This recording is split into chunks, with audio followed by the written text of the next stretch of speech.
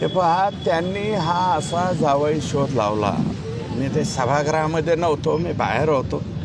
नंतर मी पळत गेलो.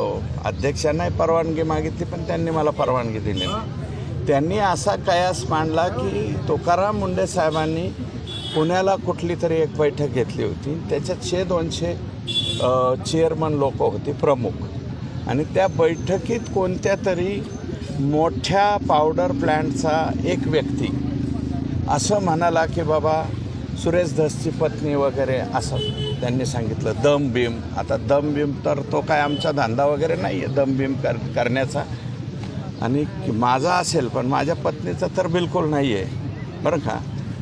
तर माझी पत्नी त्या जे त्यांचे संभाव्य तिकडचे जे पावडर प्लॅन्टवाले आहेत त्यांच्याकडे 15 वर्षापासून आमचं दूधच नाही. आमचे जे इथले स्थानिक विरोधक आहेत त्यांचं दूध मात्र त्या प्लॅन्टकडं जातं. मग त्या विरोधी पार्टीचे प्लॅन्टवाले जे आहेत त्यांच्या कदाचित कोणीतरी सौभाग्यवती किंवा कोणी फोन केला असेल आणि ते आमच्यावरती ढकलताय. माझ्या तालुका दूध संघाचं दूध हे मी फक्त नेस्ले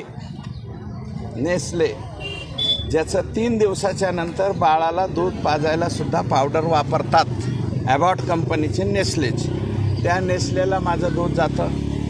दुसरं जे आहे ते मदर डेअरीला माझं दूध जातं. मदर डेअरीला जी स्टँडर्ड आहे NDDBची देशामध्ये.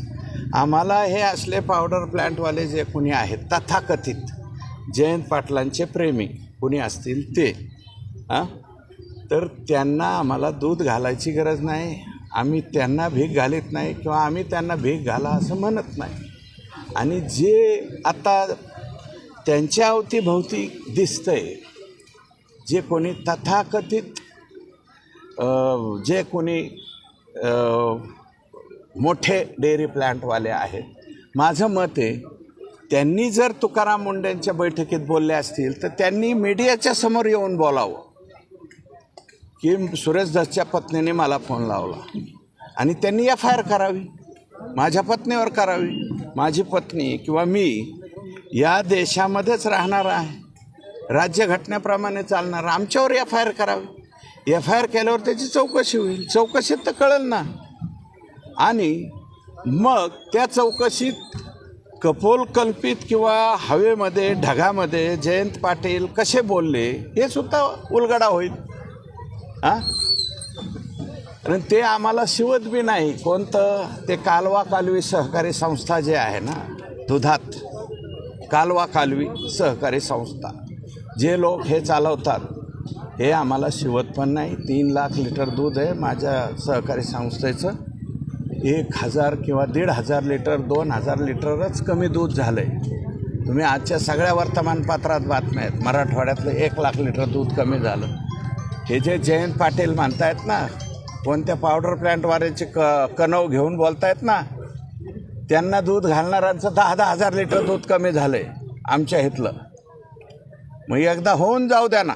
महाराष्ट्रातल्या ज्या चिलिंग प्लॅन्टचं दूध कमी झालं असेल त्या सगळ्यांवर FIR दाखल करा. जर माझं कमी झालं असेल, माझं म्हणजे माझ्या सहकारी संस्थेचं कमी झालं असेल तर माझ्यावरती गुन्हा दाखल करा. आणि जयंत पाटील जे बोलत आहेत कणव घेऊन, ज्यांचा कोणाचा मोठा प्लॅन्ट आहे त्यांना आम्ही दम बिम दिला मानतो.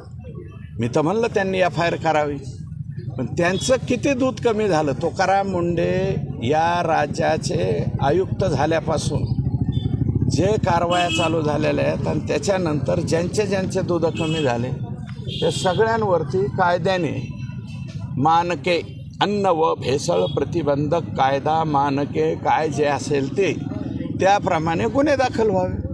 जयंत पाटलांनी किंवा राजकीय कायम स्वरूपी त्यांना एक फार छंद आहे कोणाच्याही कुठेही डावचायचा. तर मला वाटतं त्यांनी माझ्या नादी लागू नये. मी सोपा डावचायचा माणूस नाही. मी जर उलटा फिरलो तर तुम्हाला सुद्धा नीट सोडणार नाही. जयंत पाटलांनी ती तिकडं बघायची, ती दादागिरी त्यांची, ती नौटंकी बोलण्याची, आणि त्याच्यानंतर याच्यात बोलायचं. तुम्हाला जेवढं जमतं ना देवाने तुम्हाला जेवढं दिलं आहे त्याच्यापेक्षा 1% आमच्या देवाने सुद्धा आपल्याला जास्त दिलेलं आहे. तुम्हाला बाकीचे लोक गप्प बसत असतील, आम्ही गप्प बसणार नाही. तुम्ही आमच्या इथं येऊन डवचण्याचे कामं करताना आम्ही बी तुम्हाला डिवचू, सापडतील ना ते बी. या महाराष्ट्र राज्यामध्ये मागचं मवियाचं जे सरकार होतं त्या सरकारच्या कालावधीमध्ये ज्यांच्या कालावधीमध्ये जिओ टॅगिंगचा GR झाला, त्या जिओ टॅगिंगच्या GRच्या नावाखाली या महाराष्ट्राची किती लूट झाली हे सुद्धा पुढच्या अधिवेशनात पहिल्या दिवशी बघा. हे महालक्ष्मीसारखी कोणाची संस्था आहे, कोणाचं रजिस्ट्रेशन आहे, त्याच्यामध्ये कोणाचा किती वाटा आहे, कोण डायरेक्टर आहेत हे सुद्धा पहिल्या दिवशी कळल. ते म्हणले ना पहिल्या दिवशी हे कळल, तर हे बी पहिल्या दिवशी कळल.